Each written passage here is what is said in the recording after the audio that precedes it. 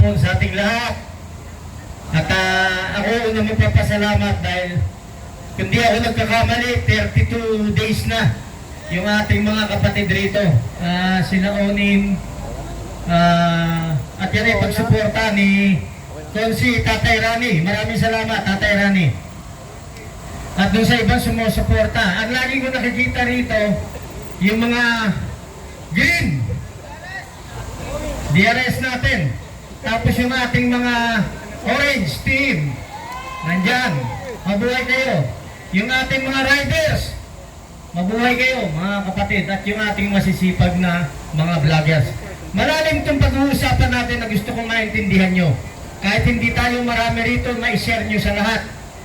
At napaka-importante na malaman ninyo ang sitwasyon ng bayan natin na walang lihim dahil hindi lahat sinasabi sa atin. So yun ang gusto kong maunawaan ninyo sa hapon na ito. At yan ang isi-share ko sa inyo. Pakinggan nyo mabuti, napaka-importante. Lahat ng senaryo, sasabihin ko sa inyo. Ito ang pinakamalungkot na Independence Day celebration natin. Bakit? Dahil nagse-celebrate tayo ng independence, hindi dahil dun sa mga foreign oppressor natin. Tayo ngayon ay lumalaban ng ating independence against sa kapwa natin Pilipino, yung mga nakaupo sa gobyerno. Yan po ang sitwasyon natin. Itanong nyo sa isip nyo, hindi nyo kasalanan kung bakit nakaupo sila. Hindi taong bayan ang nagupo sa kanila. Ang nagupo sa kanila, yung kayaan sa Comelec. Tama! Wala kayong kasalanan. Akala nyo nang binoto nyo sila, hindi. Sa oras na ito, alam nyo ba na nagkakalagayan na sa Comelec? Ang aga-aga pa. Alam nyo ba nakaset up na kung sino yung mananalo sa 2028? Hinuhulma na nila. Ngayon, tanong, kahit sino pa sikat, kahit sabihin nyo si Bibi Sara, tanong ko sa inyo, sigurado bang mananalo siya sa 2028? Sigurado! Sigurado ba kayo? Sigurado kayo mananalo siya na yung dayan sa Comelec ng DEM? Gagawin nila lahat para hindi makaupo si Bibi.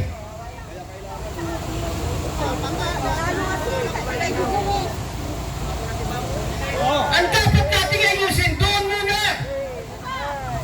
Tama, pumilik talaga. Kasi daya. Nangangarap tayo. Ang bansa natin, hindi pa tayo gumagraduate. Doon sa senaryo na kung gusto natin mabago ang bansa, kailangan magpababa tayo ng isang politiko, mag-upo ng panibagong politiko. Tanong, nakailang palit na tayo, ganito pa rin tayo.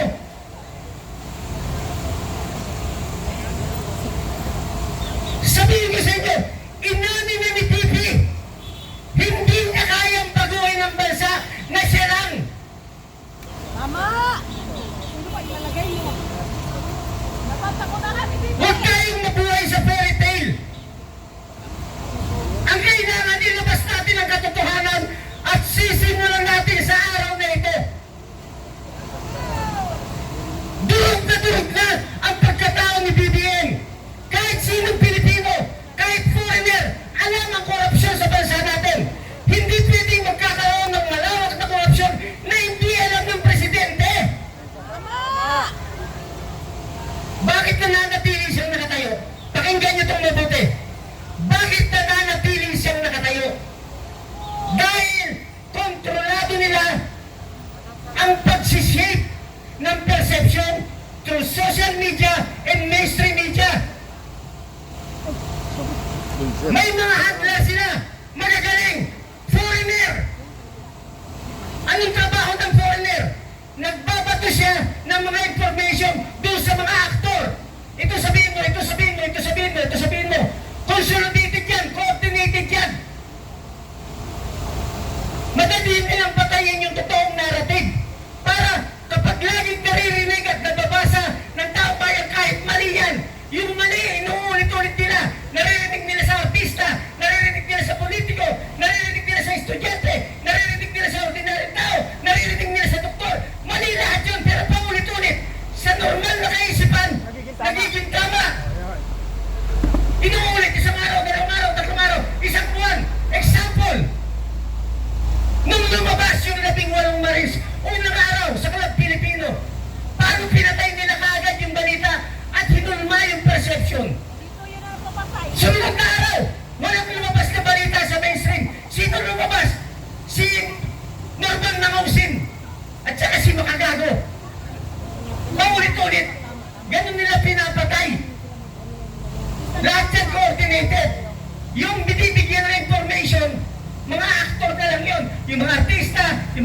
estudyante, lahat, mga professional, mga aktor na lang, binibigyan ng, ito ba, ito sasabihin nyo, ito, kasama yung mga politiko. Troll! Troll ang kalaban! 1,000! Binabayaran! Anong ginagawa ng troll? Bantayan yung mga social media ng kalaban ng gobyerno. Papatayin kagad nila yan. Akala nyo na isi-share nyo yung mga sinishare nyo yung vlog nyo. Umiikot lang yan doon sa circle of friends mo. Hindi lumalabas yan. Shadow ban. Troll yan. Yung machine, ang ginagamit nila machine, yung machine nakaprogram. Words, sentence, paragraph, binabantayan ng machine. Sandali nila i-block yun. So tao na libo, machine, paano tayo mananalo? Lahat pa na lumalabas sa mainstream, totoo? Sagot! Hindi! Lahat na lumalabas sa social media, totoo? Hindi!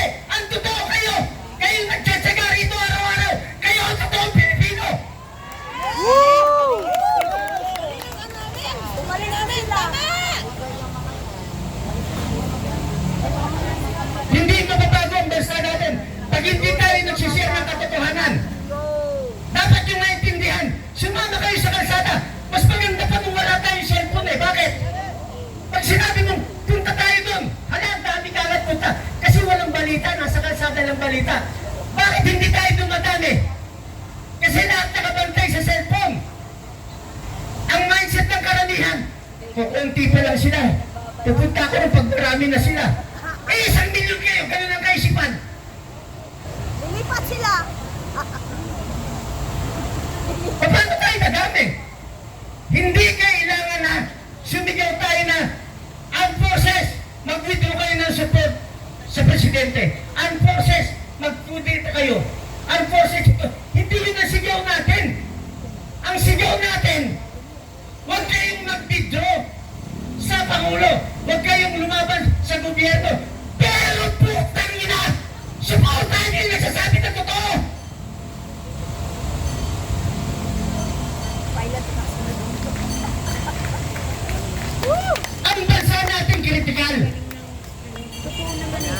Circle lang. Kapag hindi nagpakita ng pwersa ang taong bayan, walang susuportang polis, walang susuportang military. Ulitin ko, kapag hindi nagpakita ng pwersa ang taong bayan sa legal na paraan, walang susuporta sa ating polis, walang susuporta sa ating military. Hindi pwede silang mauna. Pero pag nakita nila, 1 milyong Pilipino, sumisigaw ng katotohanan, sumisigaw ng karapatan, sumisigaw ng kalayaan, susuporta yung mga yan. Tama! Tama! Walang mali! Bakit? Pagod na rin sila. Alam nila ang gobyerno ang mali. Alam nila ang taong bayan ang tama. General Browner, sir, sana makarating ito sa inyo. Hindi nga yan eh. Hindi pa tayo 1 million. Sinabi ng mga sundalo, brave soldier, lagi nga sa kondo ni Romualdez. Kung may bitbit ka, wala, nasa iyon. Magre-retire ka na ngayong July. Mandatory requirement. Sana makarating to sa'yo. Minsan ka na naming nakaharap face to face. Hinarap namin ang Armed Forces of the Philippines. Face to face. General Browner, lahat ng mga general niya, battle staff, from J1 to J10, face to face. At lahat ng senior generals. Sinabi namin yung problema ng bansa. Sumagot sila. Ano sagot nila? Hindi kami bulag. Hindi kami piti. Hindi kami bigi. Yun ang sagot niya. Hanggang ngayon yung pa rin ang sagot niya, magre-retire na siya. General Browner, you will go down in history as part of the corruption ng gobyerno ito. Ulitin ko, General Browner, hindi kami sumisigaw na mag-withdraw ka ng support sa presidente. Hindi namin sinisigaw na magplano kayo ng extra constitutional means. Wala kami sinisigaw na ganun. Ang sinisigaw namin, ulitin ko sa'yo,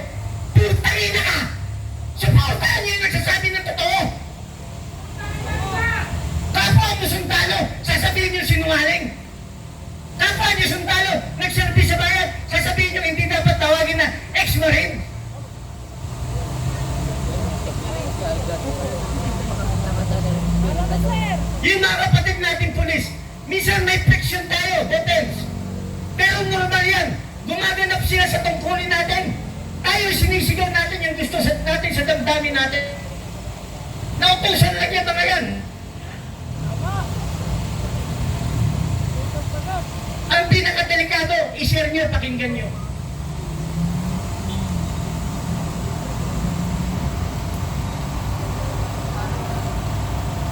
Yung binanggit ni Pig Lacson na disgruntled na ang karamihan ng AFP up to battalion level, may pinagmumulan yun. Nabasa nyo? Sino nakabasa? May pinagmumulan yun. Senaryo. Importanteng malaman nyo yung senaryo. Paano? Kung may kamay ang US at sabihan yung mga junior officer, mag-military junta kayo. Walang uupong politiko. Walang uupong sibilyan. Puro military. Ikaw, BBM, exile ka. Ang ididiin namin si Romualdez. Alam niyo ba yan? Hindi ko sinasabing totoo yan. Pero yan yung na-analyze namin na posibleng mangyari sa bansa natin. Hindi na tayo magkakaisa. Huwag tayong mangarap na magkakaisa pa tayo. Bakit? Ultimo nga sa pamilya natin eh. Hindi tayo magkakaisa ng isipan. Sinasabihan tayo ng mga anak natin. Ano ka ba? Pagkakanta mo na sa kalsada ka pa, makasagasaan ka dyan eh. Sa bahay ka na lang, matulog ka na lang. Tama, mali! Kung sa bahay hindi tayo nagkakaisa, huwag tayong mangarap na magkakaisa tayong lahat at hindi mangyayari na milyon lalabas sa kalsada. Bakit? Ang hirap ng buhay. Pag hindi pumunta ka sa kalsada isang araw, daily ang tinatanggap mo, weekly. Isang araw mawala sa'yo, anong pagkain mo? Ang hirap. Pero kung magkakaisa tayo, isang araw idideklara natin, 2 araw, maximum 3 days, sacrifice tayo. Mag-sacrifice tayo isang araw, isang sakripisyo na lang. Magsama-sama tayo lahat. Isang sakripisyo na lang. Yun lang ang gustong makita ng mga kapatid natin pulis at kapatid natin mga kasundaluhan. Sama-sama tayo. Ano gagawin natin? Tama na, hirap na kami. Bakit nandito tayo? Sasabihin nila, putangin na mga buwang yan eh. Supporter ng mga Duterte yan eh. Lahat, kahit hindi tayo Duterte, sasabihin Duterte yan eh. Pag bumangga ka sa gobyerno, Duterte ka agad. Pag may sinabi ka agad sa gobyerno, Duterte ka agad. Hindi niyo ba alam na marami ng Marcos loyalist at marami ng mga dilawan ang gustong umalis doon sa partido nila, sa grupong kinabibilangan nila? Gusto na nilang umalis. Kaya lang, wala silang mapuntahan dahil ayaw rin nila yung mga Duterte. Kaya ang isipan nila, dito na lang kami sa BBM, dito na lang kami sa Dilawan. Hindi nyo ba naisip? May nag-iisip na isang ali? Sino yun? Hindi nila nahatak. Ang ginugurong nila ngayon, si Risa Hontiveros. For how many years? For Diyos no Santo, Senator Risa. Maliit ka pa lang, anti-Marcos ka. Bago mag-eleksyon, anti-Marcos ka. Nung nanalo si Marcos at nakikinabang kayo, hindi ka na anti-Marcos. I love you, Marcos na. Si Marcos naman, ang ayaw magpalibing at nagpatalsik sa tatay niya, mga liberal. Pero ngayon, okay na rin sa kanya sa liberal. Naghihimuran sila parehas ng mga pwet nila eh. Liberal. Makabayan. Marcos. Nagkaisa sila gamit ang mainstream media. Hindi ko sinasabing bayaran lahat. May mga kaibigan ako sa mainstream media, mababait. Nagkataon lang na reporter lang sila, cameraman lang sila, hindi naman sila nagdi-design. Pag nag-capture ito yan, dadalhin sa office nila, doon sa editor nila. Yun na nagsasabi, huwag mo ilabas yan. Isplice mo yan. Bakit ayaw nila sa mga Duterte? Para maintindihan nyo. Dahil, nung panahon ni Digong, halos mabura na sa mapa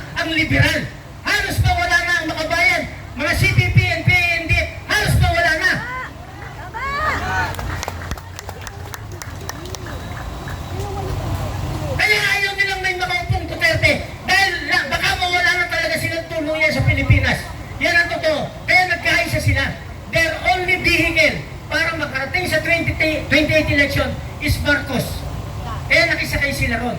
Ang protector naman ni Marcos laban sa mga Duterte para maprotektahan siya, gamit niya ngayon makabayan at liberal. Naintindihan niyo na po? Malalim ang problema ng bansa.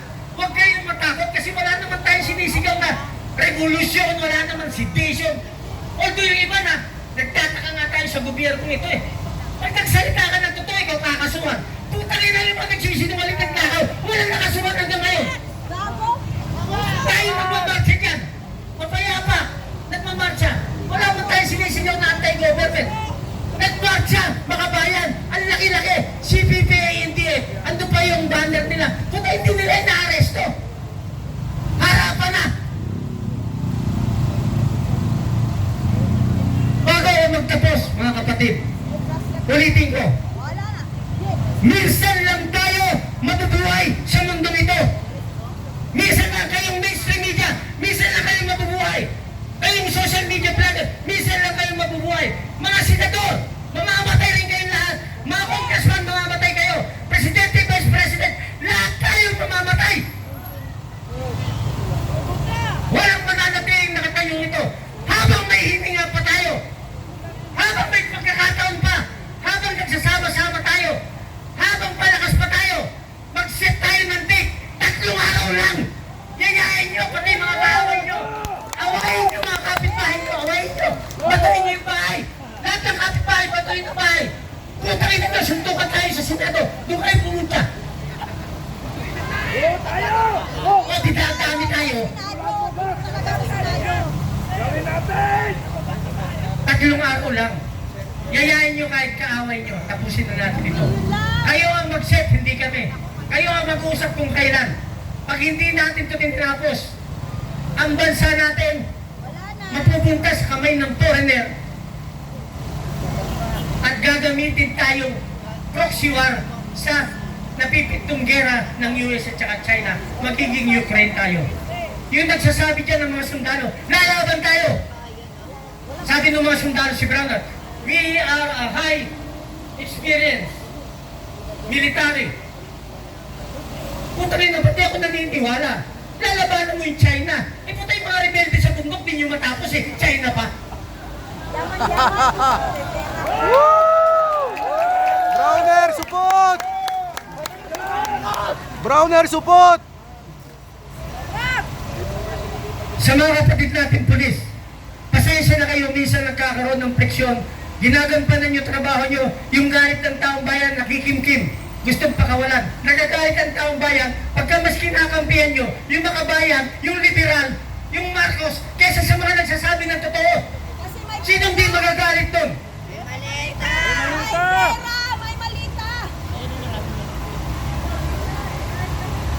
Mga kapatid, iisa lang itong bansa natin. Ang ikakapanalo ng bansa natin nasa pagkakaisa. Ulitin ko, ang ikakapanalo ng bansa natin isa lang, nasa pagkakaisa. Pilitin nyo na, hatakin sila. Pumunta tayo, pumili tayo sa isang lugar na payapa. Pakita natin numbers natin. Kaya natin sinisigaw si Sara. Kahit yung iba sa atin hindi siya gusto. Pero yung mga abogado, bakit siya sinisigaw? Kasi siya yung constitutional successor. Pag sumigaw tayo ng iba, unconstitutional yun, extra-constitutional yun. Kahit ayaw natin, ano gagawin natin? Siya yung susunod eh. Ang problema, pakinggan nyo. Pakinggan nyo. Yung presidente, alam kahit na mga elementary, bangag. Yung mapuko nakita sa TV, sabi ng mapuko, bangag. Nagtaka ako eh. Alam na natin lahat, majority. Wala na itong gobyerno natin, wala na to. Yung sinasabi niya ito eh. Kaya naglalubok yung bansa natin. Paano kung hindi pala kaya ni BP Sara? Nanawagan ako sa kanya, sumagot siya. Ang sagot niya maganda. Gusto kong makita ng taong bayan kung gaano kasama si BPM hanggang katapusan. Ulitin ko napanood niyo ba yun? Gusto niyang matapos. Ang sasabihin ko sa kanya, BP. Simula sa araw na ito, hanggang sa 2028, isang taon mahigit pa. Yang gap na yan, galing ngayong araw hanggang sa 2028, yung gap na yan, nag-i-invite tayo ng more disaster to happen. Baka pagdating ng 2028, iba na senaryo. Maraming pwedeng mangyari. Ulitin ko, hindi tayo sumisigaw ng unconstitutional, extra-constitutional. Wala tayong sinisigaw sa military. Mag-kudeta kayo, mag-aberga kayo sa gobyerno, mag-withdraw kayo, walang ganon. Ang sinisigaw natin, protektahan nyo yung nagsasabi ng totoo.